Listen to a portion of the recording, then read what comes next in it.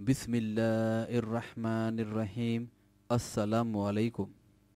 آج میں بیان کروں گا قیامت کا دن، انشاءاللہ قرآن اور حدیث کی روشنی میں۔ ایک ایسا دن بھی آنے والا ہے جب اللہ تعالی ہر زندہ چیز پر موت طاری کرنے کا حکم دے گا اور اپنے فرشتے اسرافیل علیہ السلام سے کہے گا کہ وہ سور پھونک دے۔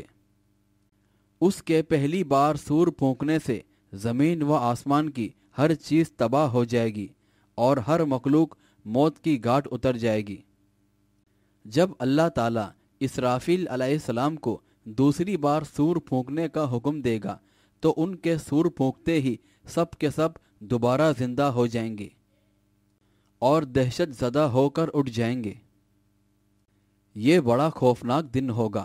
تمام انسان اپنے مالک حقیقی کے سامنے اپنا اپنا فیصلہ سننے کے لیے کھڑے ہوں گے۔ یہی قیامت ہوگی۔ لوگ اس دن خوفناک واقعات کو ظہور پذیر ہوتے دیکھیں گے، جیسا کہ سورہ العبس میں اللہ تعالیٰ فرماتا ہے، پھر جب کان بہرے کر دینے والی سخت آواز آئے گی، اس روز آدمی اپنے بھائی سے بھاگے گا اور اپنی ماں اور باپ سے اور اپنی بیوی اپنے بیٹوں سے دور ہوگا۔ ان میں سے ہر شخص کا اس دن ایسا حال ہوگا جو اسے دوسروں سے بے پرواہ کر دے گا۔ بہرحال یہ قیامت کا دن ہوگا جسے روز محشر بھی کہا جاتا ہے۔ اور سورہ نفطار میں اللہ تعالیٰ فرماتا ہے، جب آسمان پھٹ جائے گا اور جب تارے جھڑ جائیں گے اور جب سمندر پھاڑ دیے جائیں گے اور جب قبریں اکھاڑ دی جائیں گی تو ہر شخص کو اس کا اگلا پچھلا کیا دھرا سب معلوم ہو جائے گا۔ قرآن مجید کے ایک اور مقام پر اس ہولناک دن کا نقشہ یوں کھینچا گیا ہے، جیسا کہ سورہ المعارج میں اللہ تعالیٰ فرماتا ہے، جس دن آسمان پگھلے تانبے جیسا ہوگا اور پہاڑ دھنکی ہوئی رنگدار اون جیسے ہو جائیں گے، اور کوئی جگری دوست کسی دوست کو نہ پوچھے گا، حالانکہ وہ انہیں دکھلا بھی دیے جائیں گے۔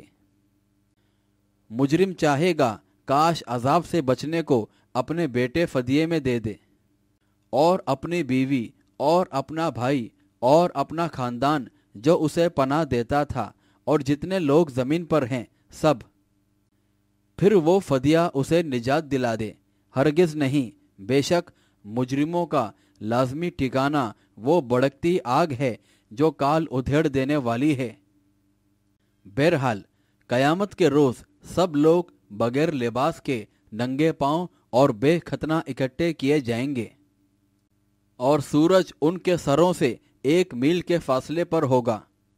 وہ پسینے میں ڈوبے ہوئے ہوں گے۔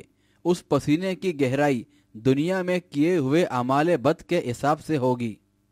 تاہم 7 قسم کے لوگ عرش الہی کے سائے میں ہوں گے، جو یہ ہیں: نمبر 1 عادل حکمران، نمبر 2 وہ نوجوان جس نے اللہ تعالیٰ کی عبادت میں جوانی گزار دی، نمبر 3 ایسا شخص جس کا دل ہر وقت مسجد میں لگا رہا، اور نمبر 4 ایسے وہ شخص جو اللہ تعالیٰ کے لیے آپس میں محبت رکھتے ہیں، اسی پر وہ جمع ہوتے ہیں اور اسی پر جدا ہوتے ہیں، نمبر 5 ایسا شخص جسے کوئی خوبصورت اور معزز حسب و نسب والی عورت دعوت نگاہ دے اور وہ اسے یہ جواب دے کہ میں اللہ سے ڈرتا ہوں، نمبر 6 وہ شخص جو اس طرح چپ کر صدقہ کرے کہ بائیں ہاتھ کو بھی خبر نہ ہو کہ دائیں ہاتھ نے کیا خرچ کیا ہے، اور نمبر 7 ایسا شخص جو تنہائی میں بیٹھ کر اللہ کو یاد کرے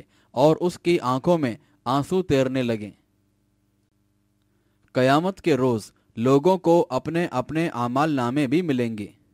نیک لوگوں کو ان کے اعمال نامے دائیں ہاتھ میں پکڑائے جائیں گے، جنہیں پڑھ کر وہ بے حد خوش ہوں گے، لیکن برے لوگوں کو ان کے اعمال نامے عقب یعنی پیچھے جانب سے ان کے بائیں ہاتھ میں پکڑائے جائیں گے۔ پھر ایک ترازو نصب کیا جائے گا جس میں سب لوگوں کی نیکیوں اور برائیوں کو تولا جائے گا۔ کسی کے ساتھ ناانصافی نہیں کی جائے گی۔ اللہ تعالیٰ اس روز اپنی ساری مخلوق کے ساتھ مکمل انصاف سے پیش آئے گا، کیونکہ وہ بہترین جج ہے۔ جیسا کہ سورہ المومن میں اللہ تعالیٰ فرماتا ہے، آج ہر ایک کو اس کا بدلہ دیا جائے گا جو اس نے کمایا۔ آج کوئی ظالم نہیں ہوگا، بلا شبہ اللہ جلد حساب لینے والا ہے۔ بہرحال سچے مومن جو اللہ تعالیٰ سے ڈرتے رہے اور دنیاوی زندگی میں نیک اعمال کرتے رہے، انہیں بہشت میں داخل کیا جائے گا، اور ان پر اللہ کی خصوصی عنایات اور مہربانیاں ہوں گی۔ کافروں، سرکشوں اور گنہگاروں کو عدل و انصاف کے مطابق دوزخ کی آگ میں جھونک دیا جائے گا۔